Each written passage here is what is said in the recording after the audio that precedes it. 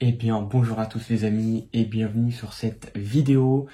Aujourd'hui, on va parler configuration gamer. J'adore ce petit style de vidéo, mais en plus de ça, c'est pas n'importe quelle configuration puisque là, on va voir ce qu'on peut avoir comme meilleure configuration à moins de 1800 euros. Donc le budget ne dépassera pas 1800 euros.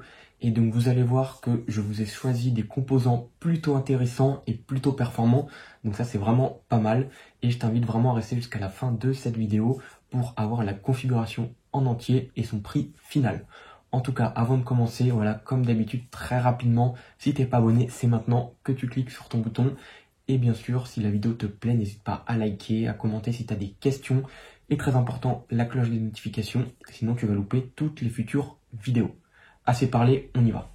Donc les amis, c'est parti, on commence tout de suite avec le premier composant qui est tout simplement le processeur. Et là, on part sur un i5 13600 KF, donc c'est un très bon processeur haut de gamme qui va tout simplement vous permettre de le coupler vraiment à beaucoup de cartes graphiques, et c'est un processeur qui va vous durer dans le temps, et ça c'est vraiment important, il ne sera pas obsolète au bout d'1 ou 2 ans, donc c'est vraiment un point positif pour ce processeur.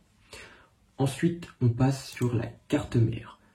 Et donc là, comme on a un processeur haut de gamme, je me devais de vous proposer une carte mère haut de gamme qui permettrait d'exploiter vraiment à 100% les capacités du processeur et bien sûr aussi d'avoir accès à la DDR5 pour vraiment optimiser les performances.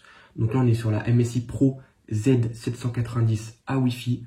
Pareil, c'est une carte mère haut de gamme et elle est vraiment intéressante. Elle n'est pas super chère et elle va vous permettre tout simplement d'avoir accès à la DDR5 jusqu'à 5600 MHz de base, ce qui est plutôt pas mal puisque la plupart des cartes mères le font jusqu'à 4800 et ensuite il faut faire un overclocking.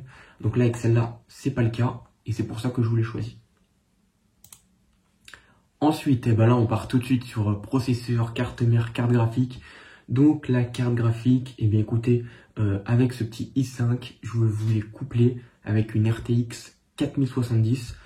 C'est une très bonne petite carte graphique qui va vous permettre d'exploiter les performances de votre processeur. Donc ce sera vraiment équilibré. Voilà, il n'y aura pas un composant qui va être beaucoup plus important que l'autre. Ça va être une config plutôt équilibrée et ça va vous permettre d'exploiter pleinement les performances de vos deux composants, que ce soit processeur ou carte graphique. Donc c'est plutôt pas mal.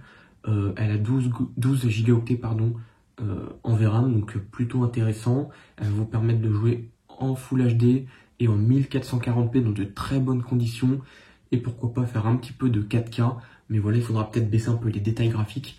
Voilà, sinon, mis à part ça, excellente carte graphique.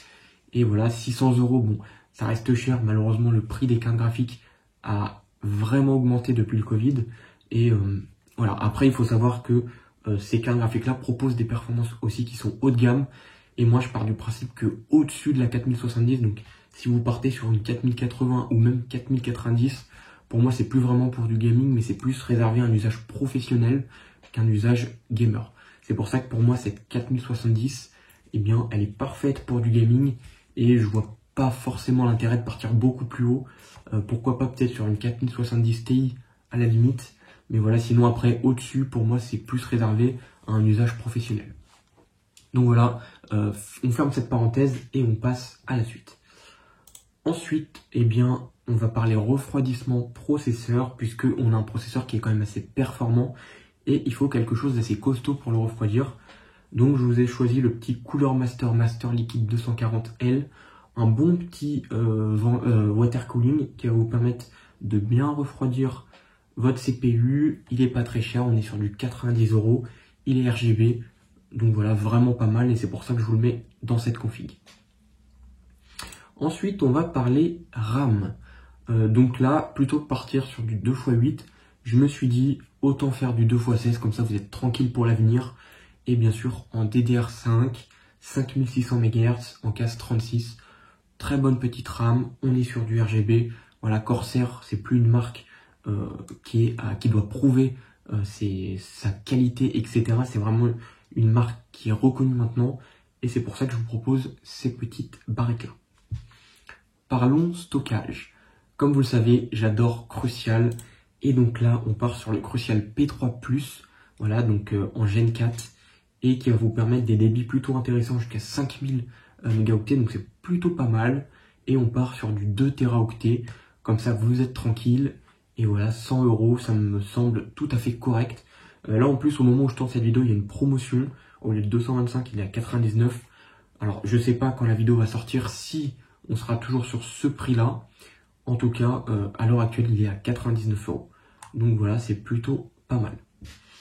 Et puis maintenant, il nous reste quoi dans cette config? Eh bien, le boîtier et bien sûr l'alimentation.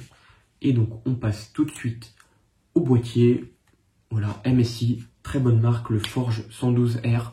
Voilà, c'est un boîtier que j'aime particulièrement. Et en plus de ça, il est vendu direct avec 4 ventilateurs ARGB. Vraiment intéressant, ça va vous permettre d'avoir un super airflow et pas besoin de racheter des ventilateurs en plus. Et voilà, c'est pour ça que je privilégie toujours les boîtiers avec des ventilateurs inclus. C'est vraiment intéressant et ça évite d'en racheter par la suite. Donc voilà pour ce boîtier. Et ensuite, on finalise avec la petite alimentation. Et donc là, les amis, on part sur la MSI MPG, la A750GF.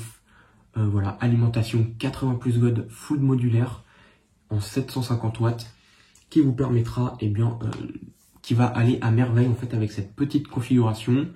Voilà, donc ça vous laisse une petite marge de manœuvre si vous voulez faire des petites évolutions sur votre configuration. Mais voilà, 750 watts, c'est ce qu'il faut et il n'y a pas besoin de beaucoup plus pour cette configuration. Et donc voilà les amis, pour cette petite configuration, le prix total de cette config à l'heure où je fais cette vidéo est de 1734 €. Après, bien sûr, les prix peuvent varier. Ça peut être soit à la hausse, soit à la baisse. Mais en tout cas, le prix moyen là pour cette config, on est à 1700 €, 1734 €. Donc voilà pour le prix. J'espère que cette petite configuration t'aura plu. Voilà, si t'es pas encore abonné à la chaîne, n'hésite pas à le faire. Ça fait toujours plaisir. Pense à liker, à commenter si tu as des questions. Très important, si tu as besoin d'une configuration personnalisée avec un budget, n'hésite pas à me rejoindre. Il y a un lien Discord et bien sûr mon lien Instagram. Si jamais tu as des questions, n'hésite pas à venir à me rejoindre. On peut discuter et voilà, je peux répondre à tes questions. En tout cas, j'ai plus qu'à te souhaiter une bonne journée ou une bonne soirée. Et puis on se dit à la prochaine pour une toute nouvelle vidéo. Salut à tous les amis.